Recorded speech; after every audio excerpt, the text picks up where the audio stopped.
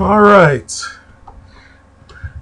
July 20th, 1969.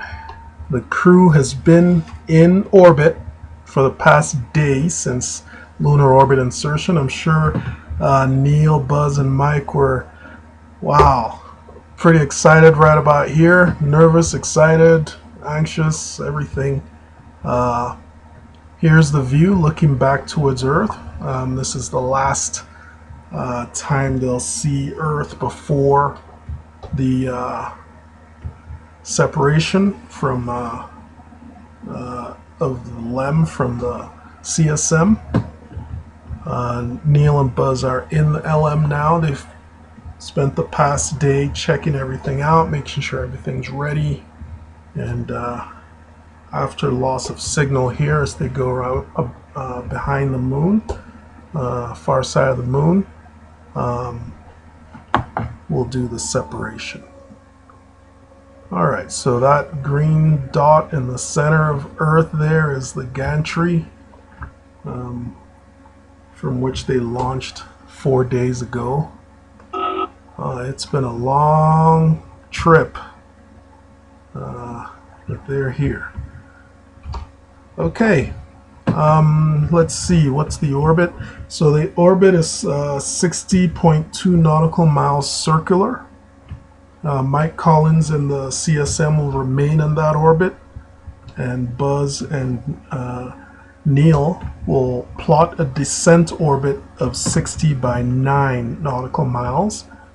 The plan is once they get down to the periselene of 9 nautical miles, they'll begin the final descent from there. Alright, so we're about to have loss of signal. Earth going behind, or the astronauts going to the far side. So once we do that, we'll start the separation maneuver.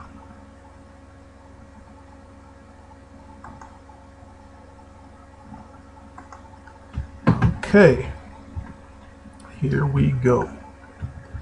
Let's turn the ship that away.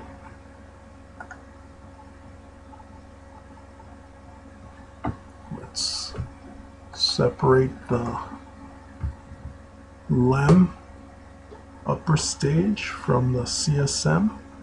Alright, we've separated, but we're still kind of close to it here, so I'm going to switch to docking mode. I'm going to use the reaction control system, so I'm putting the thrust very low, and we'll just do a backwards thrust. Alright, we have positive separation. Okay.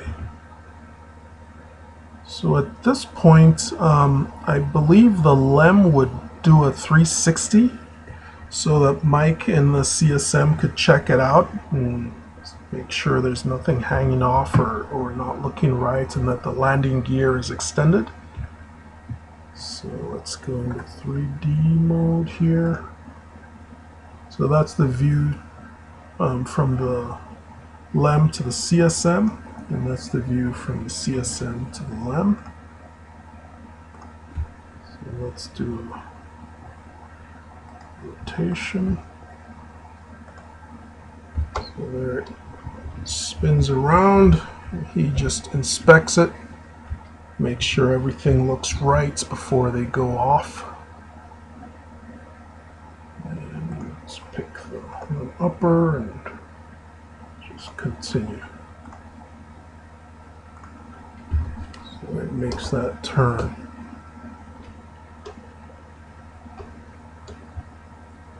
Alright, let's get back to the LEM upper. Okay, so at this point now, they need to put the craft in a 60 by 9 nautical mile orbit. So let's do an orbit plot. And we have a nice interface in this program. In real life, they had to type everything into the computer.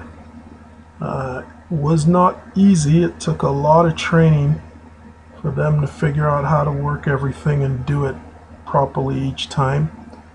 But it was pretty amazing, the programming at that time to get everything to work.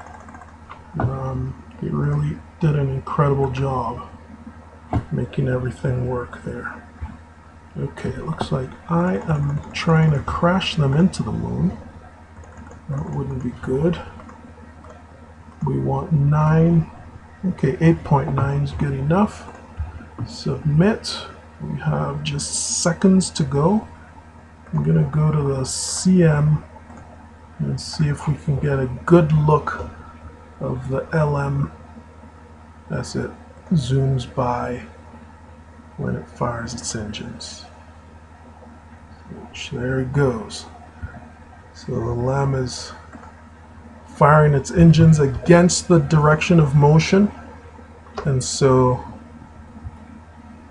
its velocity has changed, it has slowed, and so the CSM is zooming ahead of it right now, and that's why the LM appears to be moving away.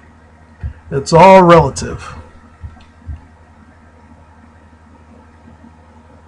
All right. So let's put the CSM back in orb rate. So Mike Collins remains at the 60 by 60 orbit. And then we'll go over to Neil and Buzz. Let's see what's going on there. So I'm looking up at the CM. It's already 2 nautical miles away and increasing. 2.4, 2.5. So that's going to increase. Let's take a look at the orbit. 60 by 8.8. I think in real life it was 9. This will be fine. We'll be able to do the landing from 8.8, no problem. Alright, so let's just take a look. Let's go turn around and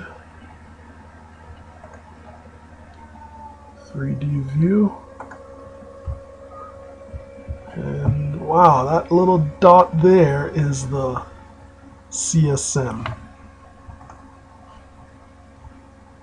So it is pretty far away. If I put it in rendezvous mode, 5 nautical miles away, and the separation rate is 68 feet per second. Alright. Let's take a look at our orbit. See where we're going to be coming down. So here's our Apocylene, and that's our Periselene. I'm just going to use apogee and perigee. I know that technically is just for Earth, but I think we get the gist. So what we're doing here is coming down. And it's got a time hack here. 45 minutes.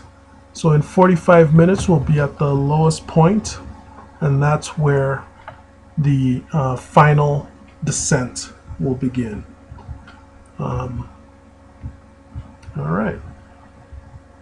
So I think that's it for now.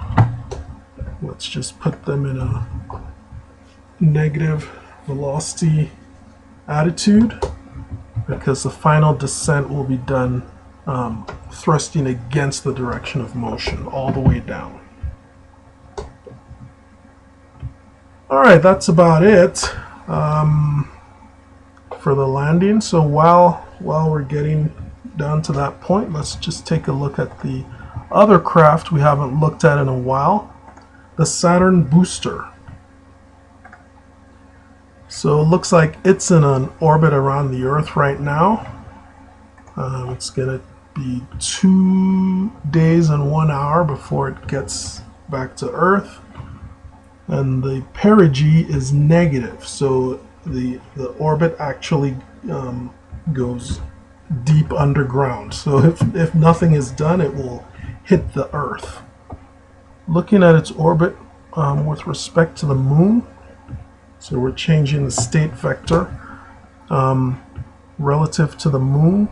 You can see we came in, we didn't make any changes to the velocity of the booster after T and D, so there's been no changes since then. We've had all these course corrections for the LEM and for the service module and LEM stack, but none for the booster. So its trajectory took it around the moon. I think it's the perigee was like 1,000 something at the time, and it's gone in a hyperbolic, not even an orbit, a flyby, and here it is now.